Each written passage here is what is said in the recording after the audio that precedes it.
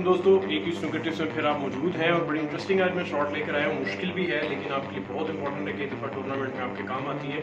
ये देखिए मेरा वाइट बॉल यहाँ पड़ा हुआ है और मुझे ब्राउन बॉल मिनिमम चाहिए और मैंने 1-2 कुशन से जाकर इस रेड के ऊपर वापस आना है और पोजीशन मैंने यहाँ कहीं वाइट लेकर आऊँगा इस एरिया में तो इजीली मैं अगला रेड शॉट कर सकता हूँ। उसके बाद मुझे ब्लैक चाहिए। तो स्टार्ट करते हैं जी ये शॉट और देखते हैं कि शॉट कैसे खेलना चाहिए और ये आपके लिए बहुत इंपॉर्टेंट है। Let's start. हमने जो है बॉटम देना, ज़्यादा साइड नहीं देनी और जोर भी शॉट नहीं देनी, कुशन को पुश करेगा।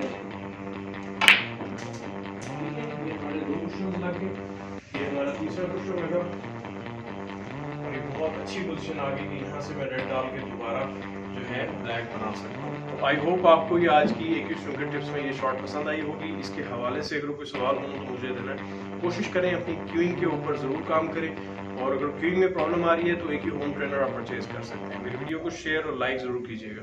Thank you very much. अल्लाह हाफिज़।